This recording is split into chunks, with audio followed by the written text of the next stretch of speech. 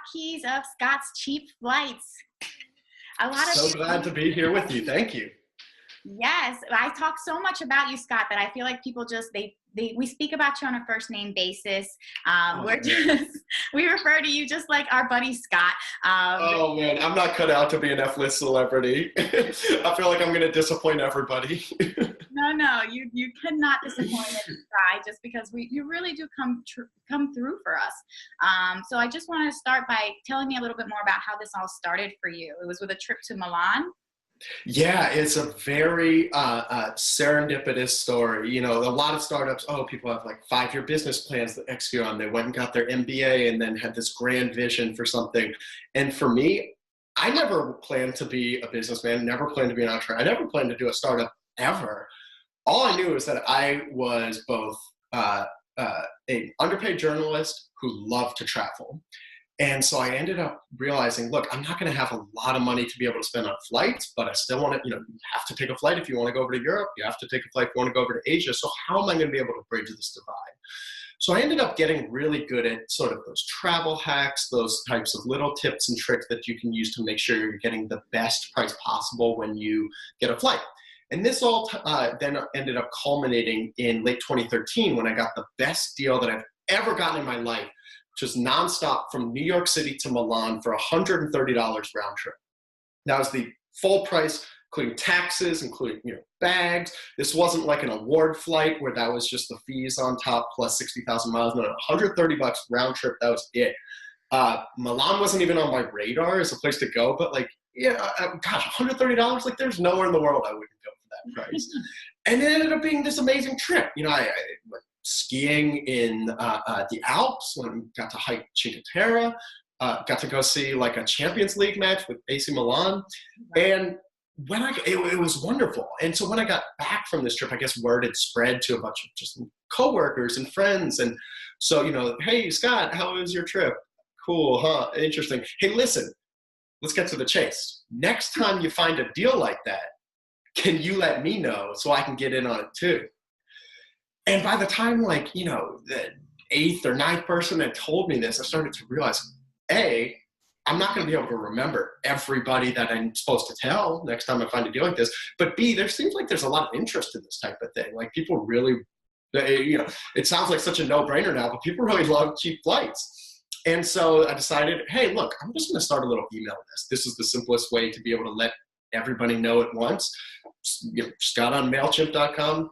Started a little email list, and yeah, for a long time, it was Scott's Cheap Flights was just a hobby. It was just something I did for the love of the game, for my friends in my spare time, because that's what I don't know, I guess I have weird hobbies. That's what I like doing.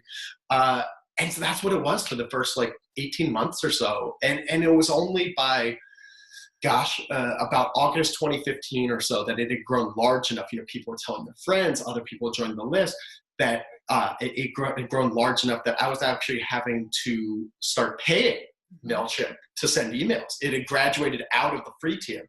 And so at that point, I started to realize, A, I love doing this as a hobby for my friends, but I didn't really want to pay, $50 a month for the privilege to send emails to my friends. But I also realized, in that sort of crisis being another word for opportunity mindset, that, there's a lot of interest in this. I wonder if there's any sort of business potential there. And so it was at that time that I decided, all right, I'm going to see if this is something that people would actually be interested in as a full-fledged startup, a full-fledged business. And yeah, that was, almost 3 years ago now. I cannot believe it's been 3 years, but that was almost 3 years ago. And it's grown like crazy ever since then. It's still a pinch myself every morning type of life I live. But how did it propel? Because so you graduate out of the free tier, I think at 1,000 subscribers or so, and you're at more than 1 million now, if I'm not mistaken. Yeah, 1.5 million. I know. It's unbelievable. I still have trouble conceptualizing it. The way that it grew, so it grew a number of different ways. Obviously, we'd stumbled upon something that people really liked and valued. There is an interesting sort of discussion about the way that the way people book flights is changing over the past 20 years, going from, the old travel agent model where if you wanted to go to London, let's say, you just go to your local travel agent, they have their hookup into the, global distribution system. They'd be able to find the flights and book it for you, to then it all be going online, Google Flights, Expedia, Orbitz, all those types of places, which I think is 99% wonderful for the consumer, and 1% people have no idea what to make of these prices. How does that, most people aren't like you or I. They don't obsess over flight prices. They don't just get their kicks trying to find the best deal. They just, flights are a means to an end. They really want to go over to London, and so look, they have to take a flight to get there, so they just want to be able to make sure they're not getting hosed in the process, but it's not something you want to spend 12 hours a day doing. And so there's that real sort of murkiness and mystery for most folks. What is a good price? When should I book? Is this a good airline? How, should I be holding out for nonstop, or is it better to get one stop or two stop? All these types of questions that we were never really given the tools and education for, but we were just kind of thrown into hey, here's all the information, now do with it what you will. And so that was something that I realized, I guess, in retrospect now, that Scott's Cheap Flights is trying to really help people with, to give them more context for understanding what is a good fare. What are the fares that you should be holding out for? And as importantly, what are bad fares? Why, you shouldn't be spending $1,000 to get over to Europe. You shouldn't be booking the, $300 flight to Europe that actually includes $500 in hidden fees. Though that type of kind of education, I think, ended up being something that we had really hit upon that I didn't realize at the time was going to be so valuable. And just that, so a lot of it, almost all our growth has been word of mouth, which has just been incredibly flattering from our end. Just friends telling friends, coworkers telling coworkers, hey, I know you like traveling, I got this, I know this little secret email list you might be interested in. If folks just telling one another, we haven't done basically any paid ads, any paid marketing. The only other company I know of that has taken that sort of tack is Sriracha, I guess. The Sriracha, the hot sauce, doesn't do any paid marketing at all and seems to have quite a following. So I like to think there's at least, somebody that's taken this sort of tack. But yeah, it's been all word of mouth growth. We've really tried to invest a lot in essentially customer support, customer service, because we know that the best flight deals. So when we send out a really good deal, let's say there's a $300 mistake fare to Milan. Those really good deals are not going to last very long. In general, the rule of thumb is the better the deal is, the shorter it's going to last. And so as a result, someone might, oh, wow, there's this $300 flight to Milan. I'm really interested. Oh, snap, I can't find it. I'm having trouble. So the email's back. It's an email list. We really wanted to make sure that this person was going to be able to get a response from us, not in 48 hours when the deal's definitely gone, not in 24 hours when it might be gone, but within an hour or two, if not a few minutes. That was really our goal. And so we ended up taking all the, marketing budget or money we might have put towards ads and ended up putting that in, trying to put that in customer support instead, to really sort of help people be able to book those deals. Those are the things that come to my mind when I think of the drivers of our early growth. But man, it's still shocking to me to this day that we've been able to amass the following that has sprung up. So how many employees do you have currently in customer support or in any other? Yeah, so we're up to about 30 folks spread out all across the world on the Scott's Cheap Flights team. I'll be honest, I feel kind of bad sometimes because, it wasn't this grand plan to name it Scott's Cheap Flights so I can get all the glory and fame and everybody can think I'm doing all the work. But it has kind of turned out that way in some ways. A lot of people, oh, thanks, Scott. You made my honeymoon come true. You're helping me visit. Man, I'm super appreciative that they're able to take this and that they appreciate us. But there are 29 other people on the team who worked incredibly hard to help folks, not only finding the deals, but also, doing customer support, helping, design the website, app, stuff like that. Doing social media. I've wish I could be the Superman to work 30 people hard, but it is absolutely a team effort. What's really crazy though is that, so we're 30 people on the team. We're spread out across the entire world. There's no headquarters. And because we're all spread out, only a few of us have actually ever met face to face. I've only met about a third of the team face to face.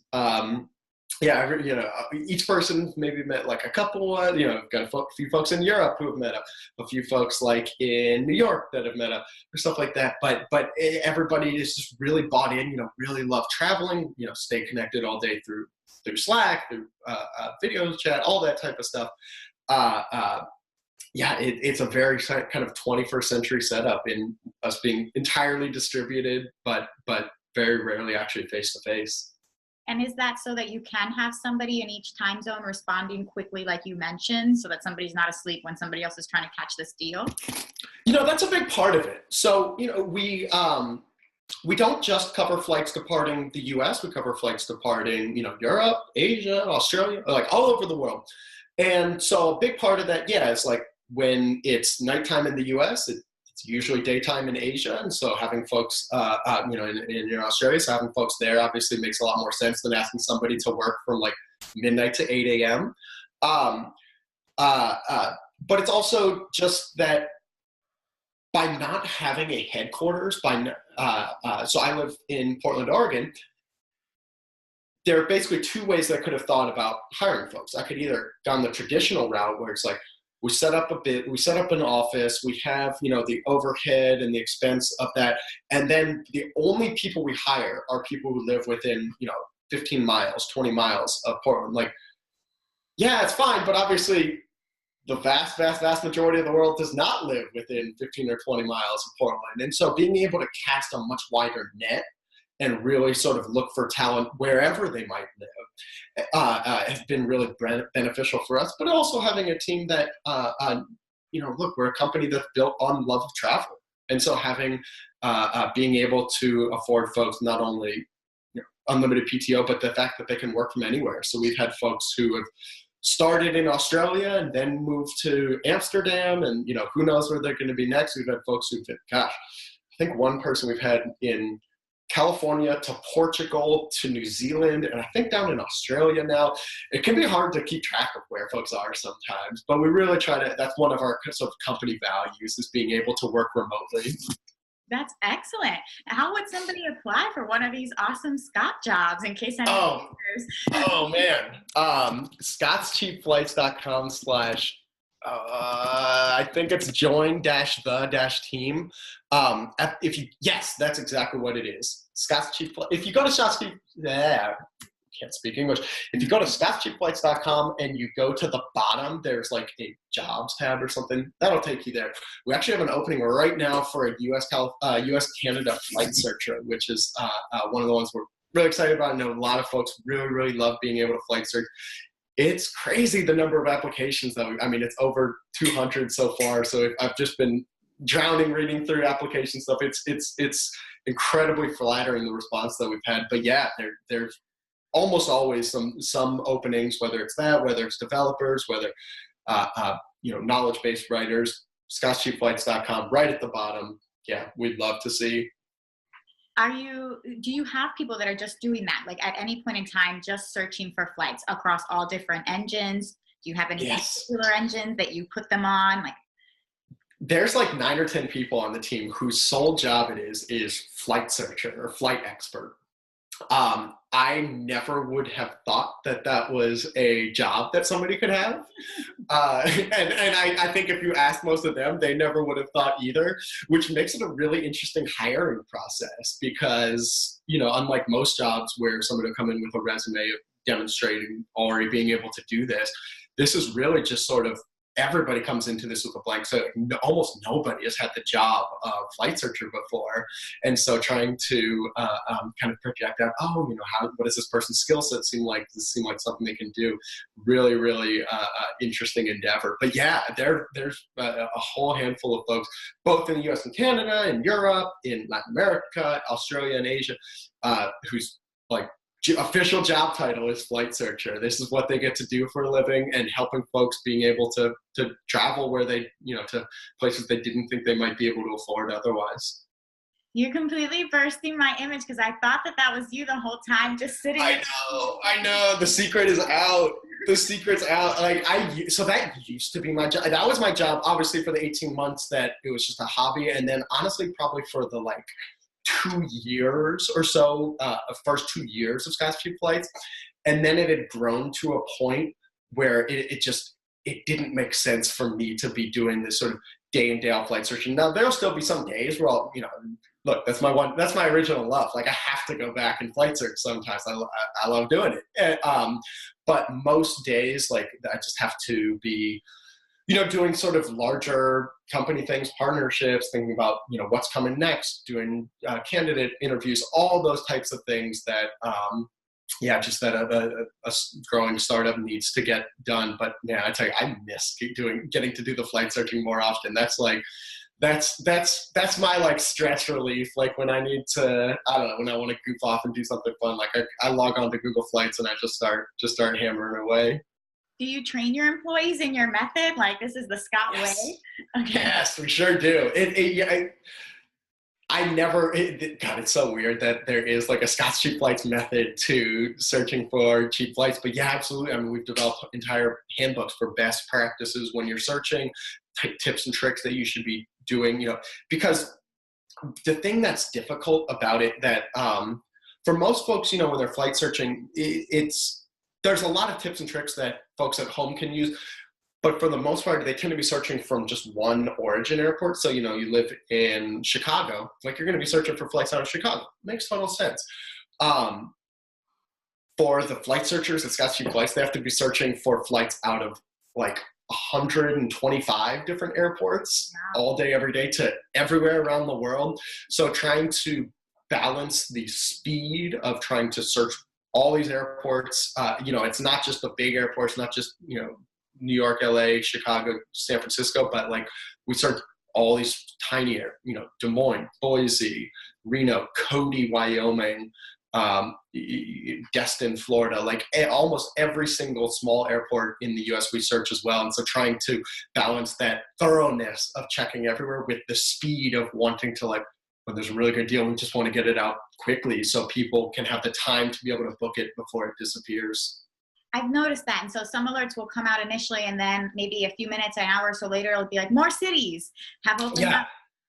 That'll happen sometimes. I tell you, it's a difficult and very subjective thing to try to do, trying to balance oh man, this deal is really good. We need to get it out to people ASAP so that they can know it's coming and they can, start searching, but maybe we don't get the entire parameter of the deal initially. We send you, kind of the first early radar detection system, and then maybe we'll follow up okay, here's more stuff that we found.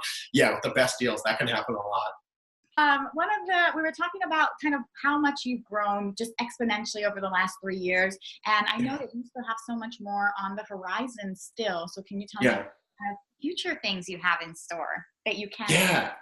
Absolutely. So we're right in the middle of a kind of soft redesign, I don't want to go so far as to say soft relaunch, but basically we're really working hard to migrate to a much more stable kind of backend platform that's going to allow us to build a number of different cool features moving forward. So that's going to be everything from much quicker sort of alerts, either through, mobile app, web app, whatever different ways that people being able to customize. Okay, maybe I only want deals out of New York City to go to my mobile app notification, but for deals out of Boston and Providence, send those to my email.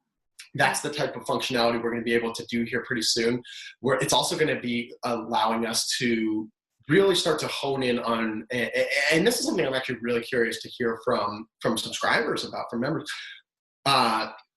What types of different things would they value? So anything from business class fares, knowing that obviously it's going to be quite a bit more expensive than economy. But hey, well, listen, a lot of people really like flying business. A lot of people, they might travel once a year, once every 2 years. But, when they do, they've saved up the money that they'd really like to be able to travel business class. And as a result, like, if you can get a good business class fare, like, you can easily save $1,000, whereas like a really good economy fare will probably save, more along the lines of like 500. Curious to hear feedback about that. Curious to hear feedback. Hey, do people want to set filters on their destination? Like, I'm really only interested in flights to Paris. Paris is where I've been dreaming to go my entire life. I don't care if I have to schlep down to DC. I don't care if I have to schlep down to Atlanta, Chicago, wherever. Find me the cheapest flights, wherever they are, to Paris, and then I can make sure, I'm able to get over there. Even for folks who are maybe interested in, like, I don't care where I go, I just want to go to the beach in the wintertime. Like, I hate snow, send me somewhere cool. These are all different types of things that we are like thinking about and considering. I would love to be able to hear more from folks about what types of things that they would value, because that's going to be like really sort of guiding our thinking as we continue to develop up SCF. As I'm sure you can hear, we don't have like a one single vision. Oh, this is going to be the next thing, because we're really sort of taking into account what types of feedback we hear from people, what they're interested in, and then seeing what we can build to make that happen. That's kind of an exciting time to be involved in this whole industry, because you have that ability to kind of form it into what you want it to be and really have a community vision of something together, not just what it's always been or this set model. Yeah, and even finding more ways to be able to connect the community. Everybody, one of the things that I think about a lot is that every traveler has their own little favorite spot.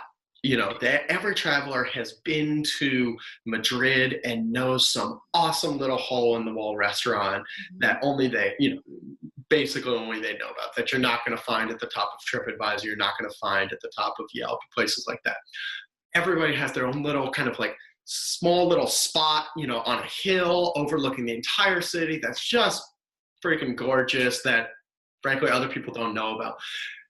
And because we have this, massive community, 1.5 million folks who all have their own individual little kind of like hole in the wall, trying to find ways that we can build a community where folks are sharing that to one another, whether it's like connecting you with the other locals. Like, hey, I'm from, Chicago, and I'm going to Paris next month.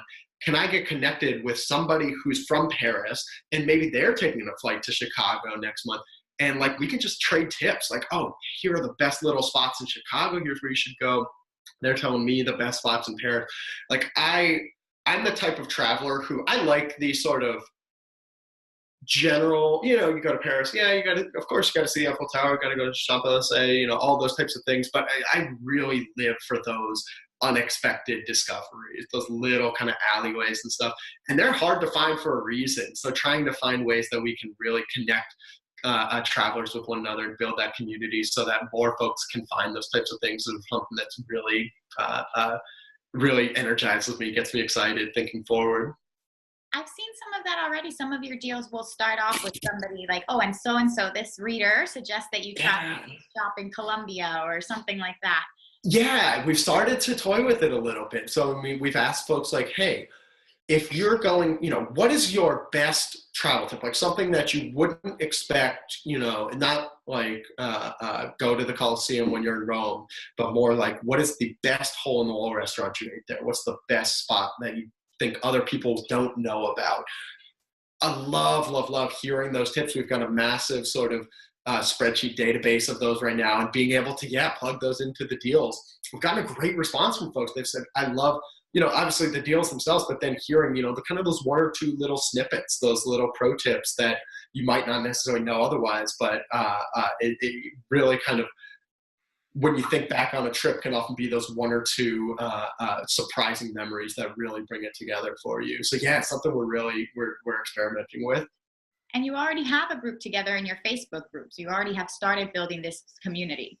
Yeah, exactly. So there's the SCF travel community. We just all day, every day, people on there trading tips, talking their, their favorite places to eat, favorite places to go, things to do there. I like to think of it, when I used to work in an office, I loved daydreaming about places to go, things to do, places to eat. I would watch the old, like, Where the Hell is Matt YouTube videos, him just like dancing around the world and stuff. That was my sort of escapism. I like to think of this as maybe an opportunity for other people to have some escapism, talking with other travelers, thinking of places to go, things to do. And so while I am a bit sheepish as like the founder of a startup, encouraging people to goof off at work, I'll at least encourage other people to go to the travel community and goof off a little bit when this mid-afternoon blues start to set in. Yes, I totally encourage daydreaming about travel after 4 p.m. when you know you're not going to be productive or anything. You're just Right, exactly. And so tell me some about the skeptics that you've encountered in this field, because I know, like, personally, I got an email the other day where I told somebody about the deals I get through you, and they were like, oh, but error fares, those happen so rarely. It's not ever something I could take advantage of. Yeah, man, we get, I love hearing from skeptics. I love hearing from folks who think, $390 down to New Zealand. That can't be real. Like that absolutely cannot be real. Like, I paid $2,000 to go to New Zealand last time I went. There's no way that somebody paid, a fifth of that price. I think it's a fifth. Yeah. I think I'm somewhere close there. You're right. Yes. And what I tell folks actually is, this is one of the reasons. So Scott's Cheap Flights is set up as a freemium model. So there's the free list and the paid list. And I tell folks, look, don't take my word for it. Start off on the free list. It's free. There's zero pressure to upgrade. I want everybody who comes to Sketchy Flights to spend a couple weeks on the free list to see the types of things that we offer and to see what it looks like. Because this is, it's a little bit of a new model. This type of thing hadn't existed before. And so people come in with a lot of preconceived notions. Oh, it's like, an OTA, an online travel agent like Orbit, so I can book my flights through it. Oh, it's like a travel agent who I give them my cities and dates through and they go book me a flight. And neither of those is the case. We spend all day, every day hunting for the cheap flights that pop up periodically so that we can let folks know when those are available so they can book it before it disappears. And so for a lot of folks, seeing that for 2 weeks, 3 weeks, 4 weeks, however long you want to be on the free list, forever if you're inclined, is, I think, the best way that we found to turn skeptics into believers. It's one of the reasons why, though, we include in every single deal we send, we say, okay, there are $390 round trip fares down to New Zealand right now. But, you in case you think we're just BSing you, like, here's a screenshot of, that deal with the price and everything laid out. Here's a sample search showing it, one of the cities. You usually include multiple sample searches. And then we have a whole team of folks whose job it is to help people when they write back, when they email back. Oh, this deal sounds awesome, but I'm having trouble finding it. Can you help me? That's why we have these folks on the team, to be able to help.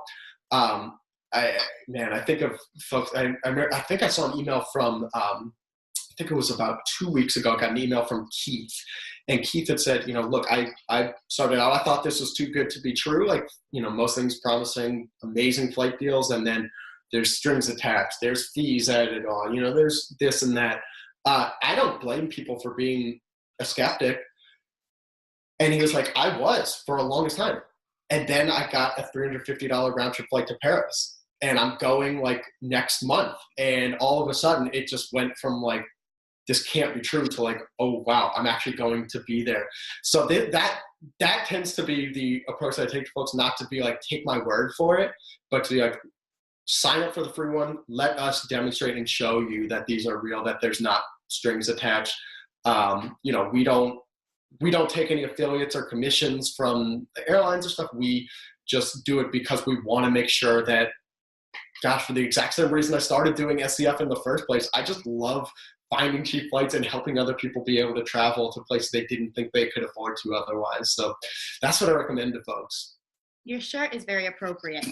Yeah, friends don't let friends miss mistake fairs. Those are words to live by, and that's what that's what we try to approach it as. Like, look, we just got 1.5 million friends out there that we just want to let know, and that's why we don't pressure people, because we don't get affiliates, we don't get commissions. We're not trying to sit there. Oh, you should buy this flight. It's an amazing price. Like.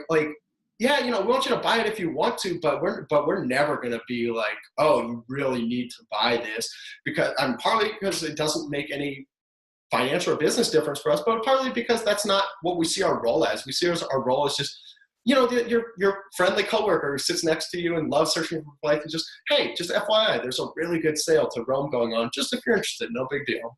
That's the approach that we try to take.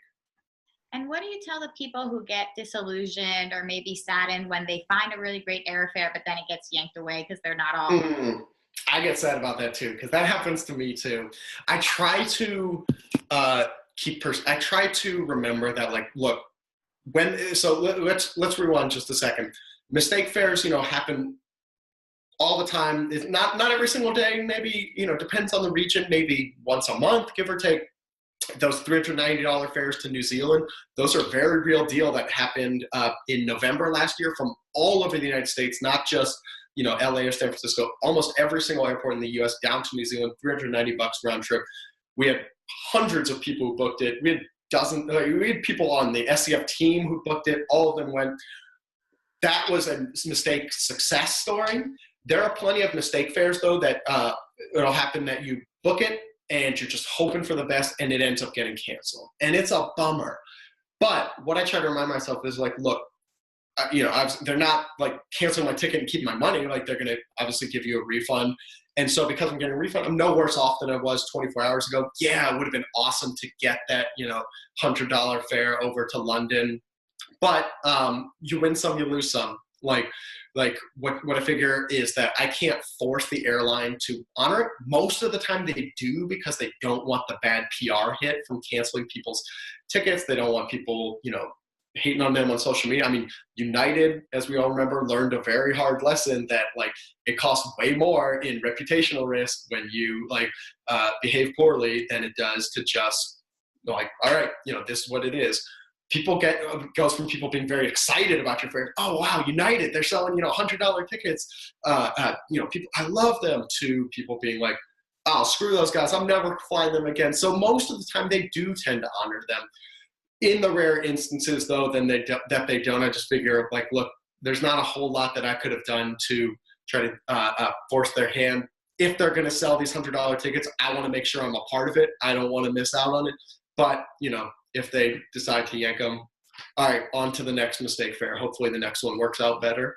What I do really strongly recommend to folks, though, is after you book a mistake fare, and this happens every time I book a mistake fare, I wait a week, even 2 weeks before making any concrete plans, certainly any non-refundable plans. Because within a week or two, once you have a PNR code, an e-ticket number, the PNR is like the 6-digit kind of security code. Once you have those, then you're probably good to go. And if it's been longer than 2 weeks, it's almost unheard of for an airline to cancel at that point. Almost always when they do cancel a mistake fare, it's within the first, almost always within the first couple days. So I figure, look, after 2 weeks, if it's all looking good, then I can start to really make plans around it. That's a great tip. And so Yeah. New Zealand's always a hot spot, but are there any other really big hot spots that you've seen people just dying to get to? Yeah, oh man, absolutely. So Japan, people love going to Japan. Japan's one of my favorite countries to go to. It is expensive. Getting to, fares to China have been extremely cheap in the past couple of years. Fares to Japan, you'll have spurts where it might drop to the if we're really lucky, mid 500s or high 400s. Typically, it's 600s from the West Coast minimum, 900s from the rest of the country. Very, very popular. Those we're always on the lookout for Japan. Obviously, Australia, New Zealand, very, very popular.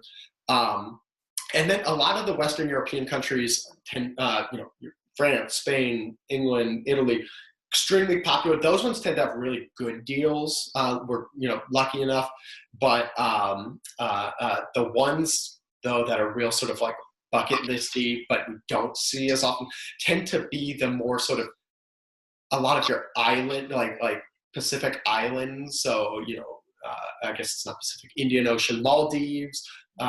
Sort of your Tahiti, Fiji, French Polynesia, places like that are very bucket listy, very sort of like honeymoon type locations.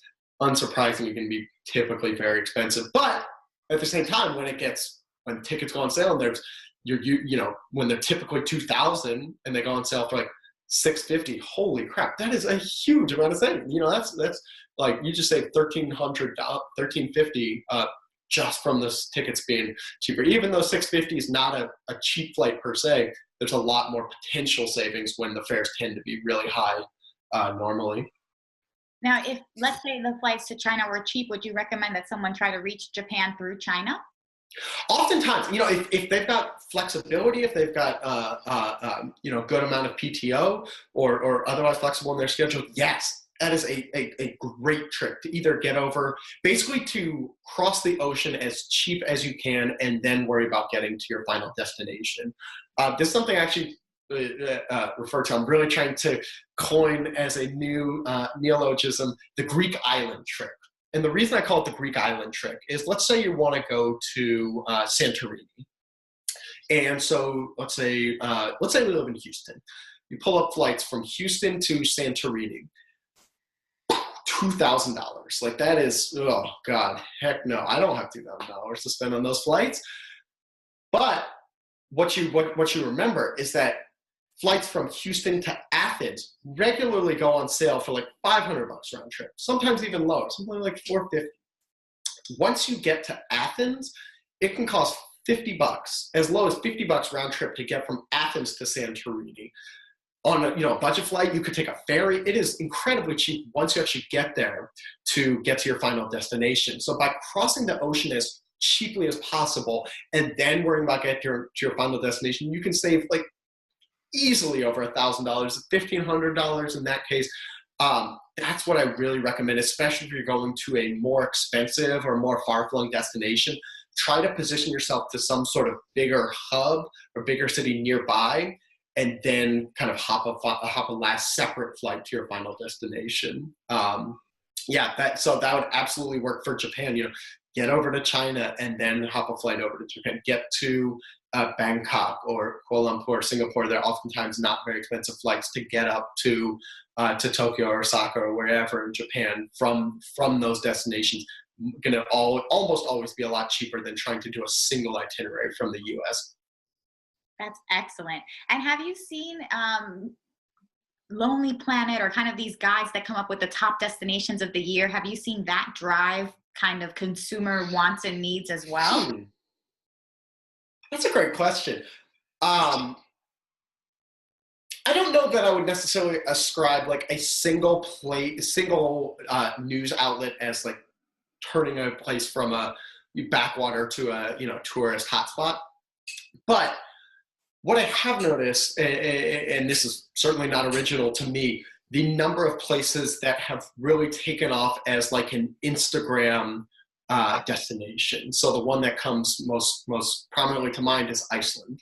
10 years ago, not that many people traveled to Iceland. Like it was, people knew about it. It was there, it looked cool, but it's really like with the advent, the increased spread of social media, people seeing incredible looking photos from there. That just the mountains, the lagoons, like it just all looks completely out of this world.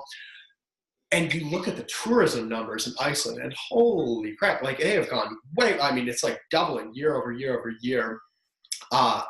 So there are all sorts of predictions, like where's going to be the next Iceland. Some people predict Faroe Islands, maybe. Like there are some incredible looking photos there. There's just this piece in the New Yorker about the kind of hidden foodie respite of the Faroe Islands. Oddly enough, like a lot of kind of fermented fish and meats and stuff like that. Hey, it sounds very unique. It's a fascinating thing, like watching which places are going to like blow up soon and become super, super up, and trying to actually like go just before that happens, so you can like get it to yourself. I don't know, I'd be curious, are there any places that you've been to in your extensive travels you feel like, oh man, this is going to be super popular here soon? I think we're too late for things like Portugal. I would have liked to have been ahead of the curve on, and now it became the one that everybody's like the new hot destination. Yeah. I think Turkey. I think Turkey's really underestimated. Actually, that's my next one I want to go to. There's so much besides Istanbul there. So much natural beauty. They even have a lot of ancient history there that's affiliated with Greece that lures people. I think Turkey. It's literally right there. Sure. And I think just with a lot of the safety concerns, people get nervous too. So they weed out these places that are actually really amazing. Which is funny because now a lot of people, I saw something on my group the other day where people were like, who would travel to the U.S.? The U.S. is so dangerous. So I think we're actually getting a worse reputation now than some of these other countries with everything we have going on. I lived in Mexico for a spell a few years ago. And, when I was moving, all my friends, oh, Scott, be careful. Like, you really, please be careful. And I tell you, like, look, guys, you're the one who lives in the country with all the guns. Like you're the one, with the crime statistics are way higher in DC where I was living than in Oaxaca where I moved to. Like, don't let the reputation sway you. Like it's actually much safer than you might think. Do you feel like that generally around the world? Have you had that experience in places that maybe are with I do. And I recognize, that I say that as a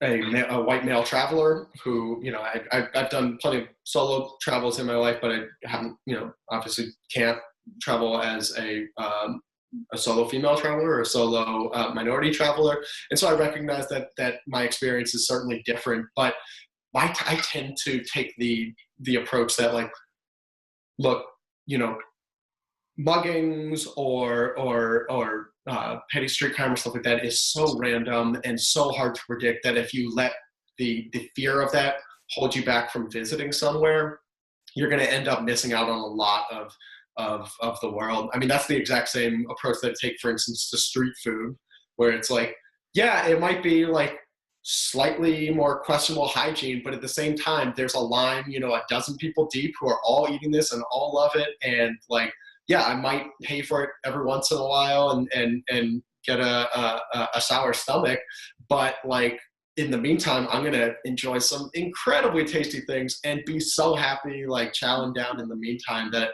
I'm just not gonna let it stop me. I figure, look, that's the price I'll pay. Every once in a while, things will go sour, but for the most part, it's gonna be amazing. Well, I think that's a good segue into my Scott Quickfire questions. Yeah, let's do it. Okay. So I'm just going to go back to back. I have 8 of them. And just first one that comes to mind, okay? Okay. Cash or credit? Credit. Airbnb or hotel? Used to be Airbnb, leaning back towards hotel. Train or Uber? Train. Always train. Street food or 5-star restaurant? Oh, street food. Yes, absolutely. Winter or summer? Winter. Adventure or leisure? Adventure. Carry-on or checked bag? Carry-on, always. Aisle or window? Window. All right. Those are great questions. Those are tough. Man, I was sitting there thinking, oh, geez, it was total gut. Total just like, what? All right, just say it. Why are you leaning back towards hotels now? I'm curious. So, oh man, it's a tough one, because the thing that I tend to like about Airbnbs in general is you can tend to get a much more interesting location. So like oftentimes much more towards the center of town, whereas all the hotels in the center of town are going to be pretty expensive. You can oftentimes find an Airbnb room or a place that's not going to be quite as expensive. But oftentimes I've just found I'm not the type of person who cares a lot about the place where I'm staying. I just want it to be, comfortable, good bed, like just, basically somewhere to rest my heels in between adventuring.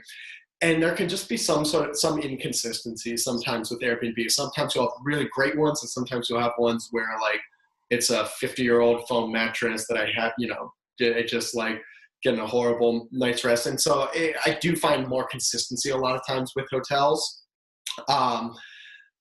It's not a strong preference. Like most trips, I'll do some of each. It'll totally, like I'll be researching both and tend to check more. But I definitely like had hit that stage when Airbnb popped up. And it's like, oh, I'm just all in on Airbnb all the time.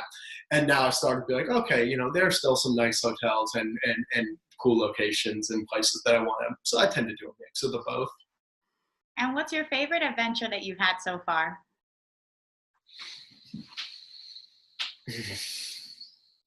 Gosh, can we narrow it down at all? God, man, it's hard to choose. Top, like, oh my God, I can't believe I just did that. Like, jumped off a building. Oh. Oh, man.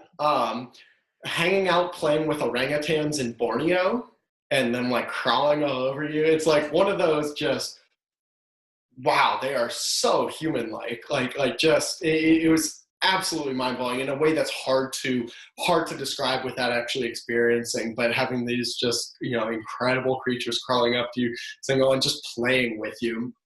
The other similar one that I'll say is snorkeling in the Galapagos, where there were a lot of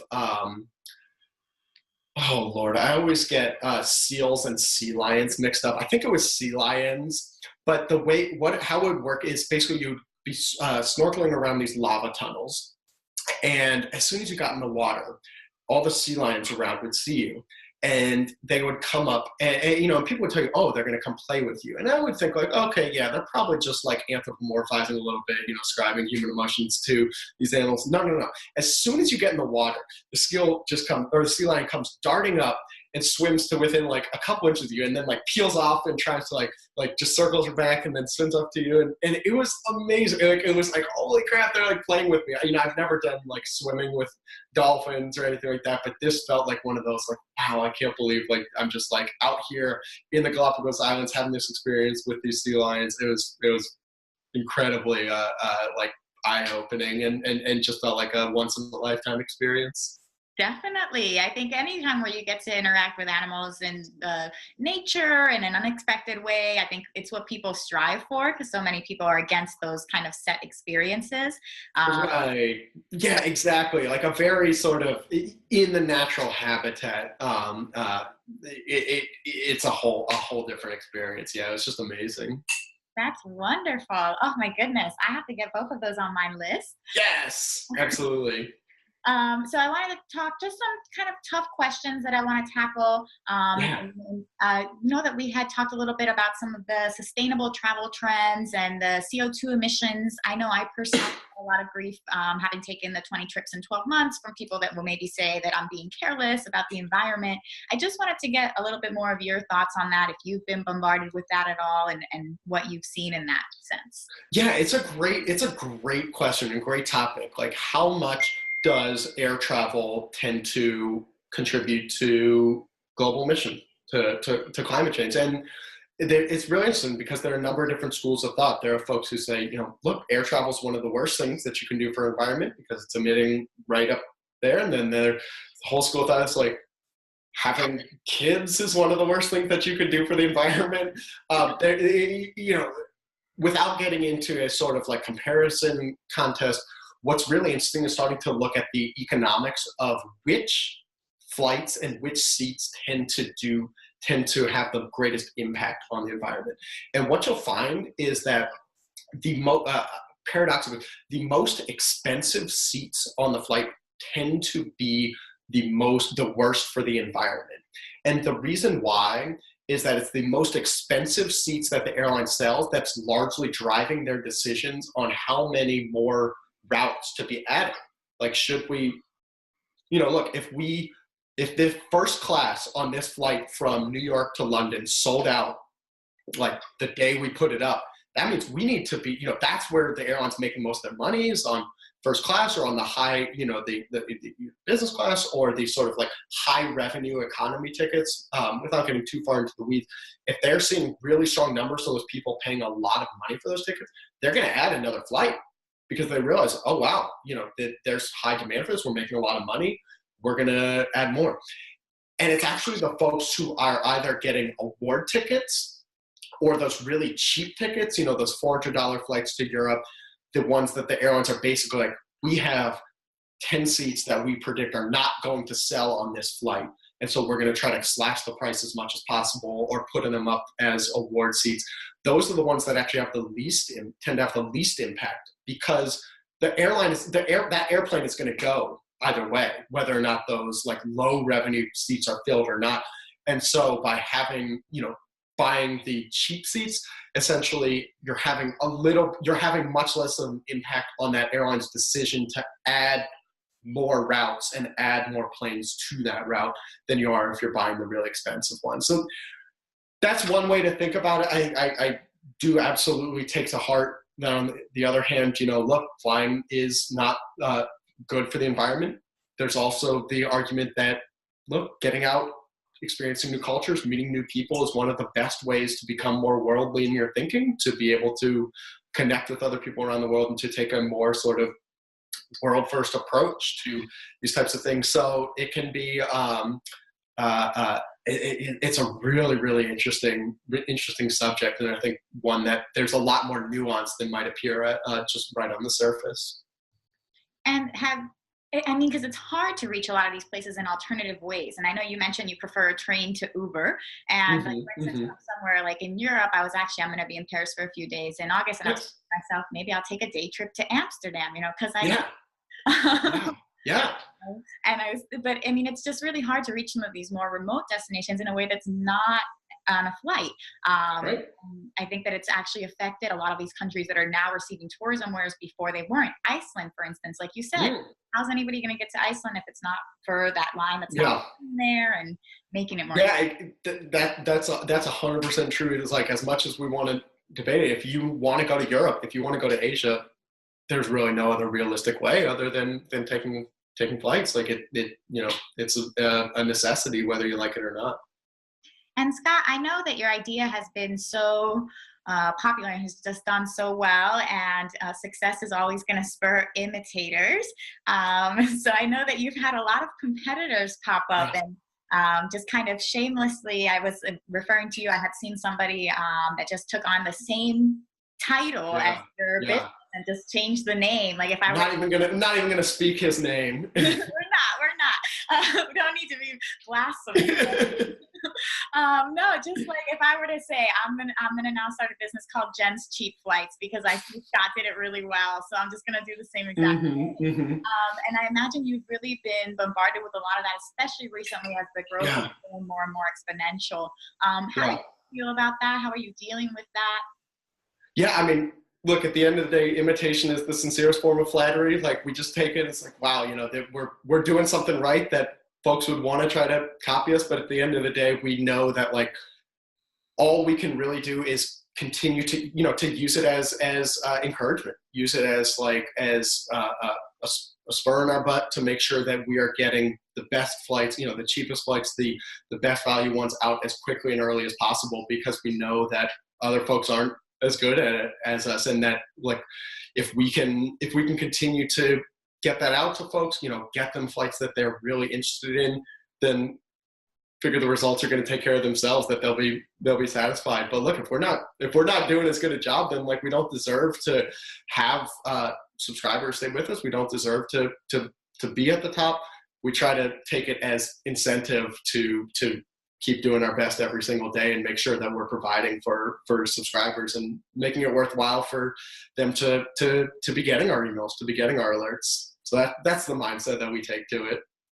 And I've seen, I personally had found you years back just through Condé Nast Traveler that had cited you a lot.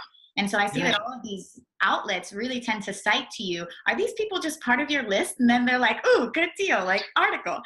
we noticed that a number of folks who like to start their own one that they say are all original deals that are actually just opening our deal and then repurposing it, And look, at the end of the day, like all we can do is continue to innovate, continue to like send out the best deals we can, and let the results take care of themselves. We figure we put a lot of sort of trust and hope in our subscribers that they're going to be able to tell the difference and go with whichever one they think is best. And yeah, that's all we can do. That's perfect. I think you are taking the right attitude to it, because I have a feeling you're going to have a lot more competitors in the future moving. Oh man. I just like good. Game on. Let's go. it's the future now. People are going to be looking for deals in this way, and it's something new, and I don't think it's going anywhere. And look, you know, still, even though there's a bit of a competitive nature that can come into it, at the end of the day, I just want people to be able to travel. I want people to be able to go to places that they didn't think they could afford to otherwise, take that honeymoon that they didn't think they'd be able to. And whether that's, you know, from an alert from us or wherever they find out about it, at the end of the day, that's what makes me happy, is people being able to see the world. I am right there with you. So is there anything that you want to let people know before we wrap up? Any kind of tips, anything else about Scott's that they should be on the lookout for, anything at all? Oh man, nothing in particular other than like we would be honored to send anybody that's interested in cheap flight alerts, scottscheapflights.com. This is what we love to do every single day. We'd be honored to be able to send you cheap flight alerts. Definitely. So I'll just reiterate it. It's Scott's Cheap Flights, no apostrophe. No apostrophe, no spaces, no dashes, no nothing, just scottscheapflights.com. Excellent. Thank you so much, Scott. I really appreciate you talking. This has been so much fun. Thank you for having me on. I really appreciate it. Thank you, Scott.